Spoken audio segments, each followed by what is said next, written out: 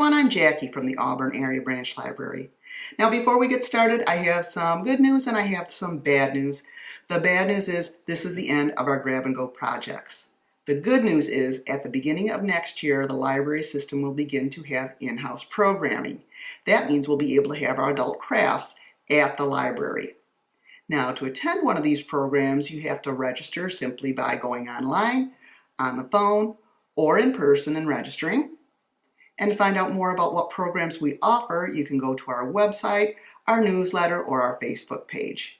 If you've enjoyed making these crafts with me this past year, you can join us at the library. We'll be doing the same type of projects I've done here. We'll just be doing them together, which makes it all the more fun. Speaking of fun, let's get started with this month's project. This comes to us from Linda from my very own branch, the Auburn Area Branch Library. Thank you, Linda. So the supplies included in your kit are 2 sheets of cardstock, 1 picture frame, white, black, and pink paint, 2 markers, 1 pink and 1 black, a couple of cotton balls, small piece of cardstock to use as a highlighting tool.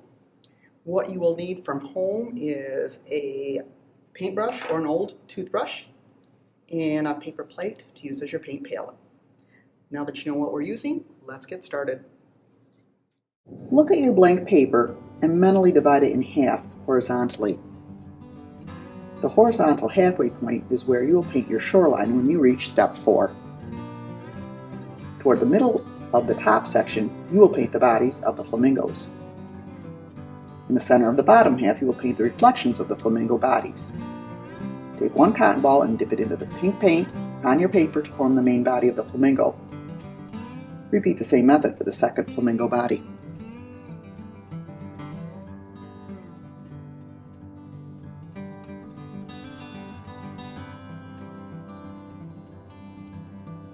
Take your pink highlighter marker and draw the necks of the flamingos.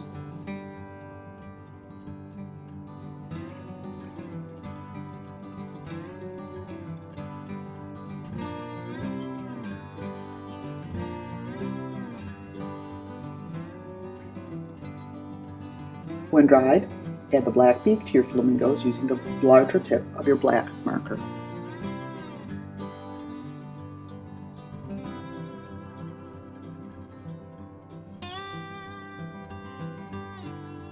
Using the small tip of your black marker, draw the legs of the flamingo.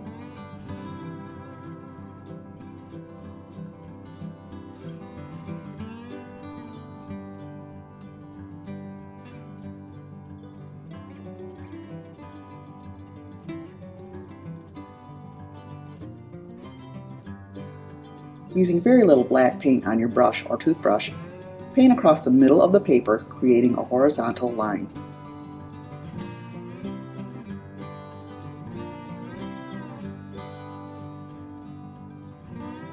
Immediately take your toothbrush and swipe up and down from the center line to create the illusion of shoreline reeds.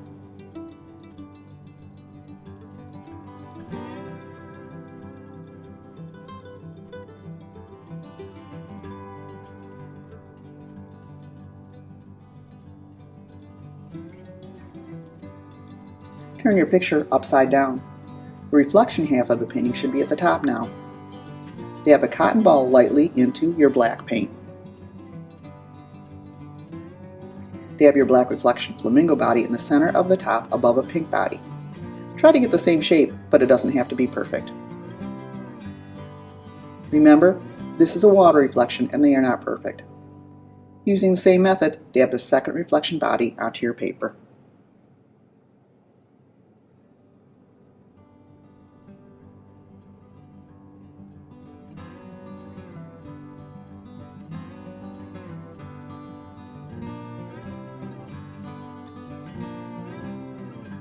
Using the larger tip of the black magic marker, draw the black necks of the flamingo.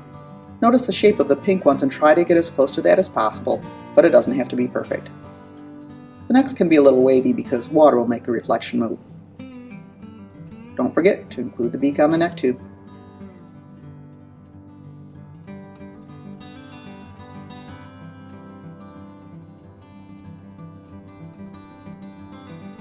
Using the smaller tip of the magic marker, draw the flamingo's legs. Remember to make them a little wavy too.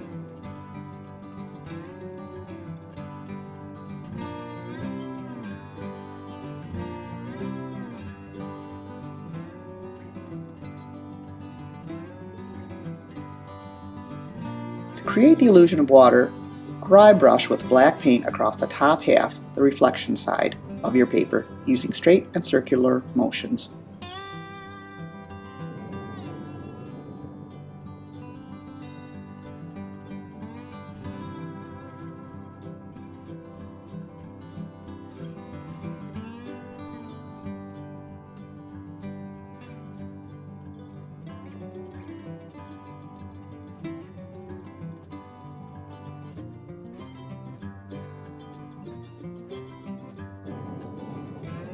Take your small piece of paper and paint white paint onto the long edge.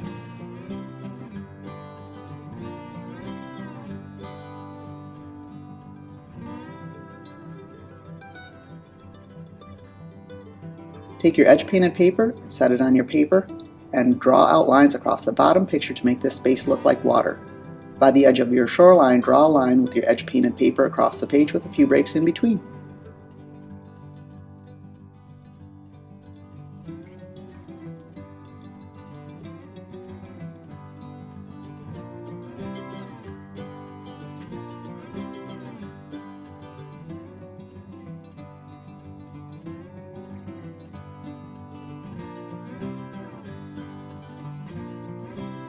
Let your picture completely dry before framing.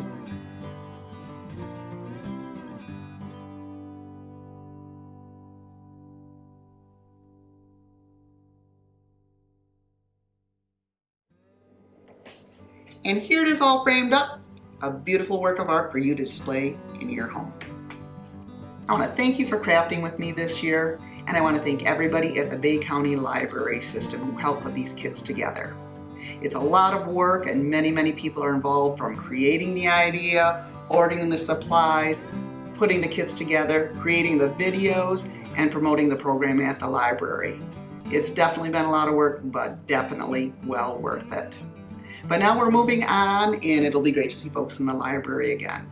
This is very exciting for us and for our patrons too, who've been waiting patiently for us to have in-house programs again.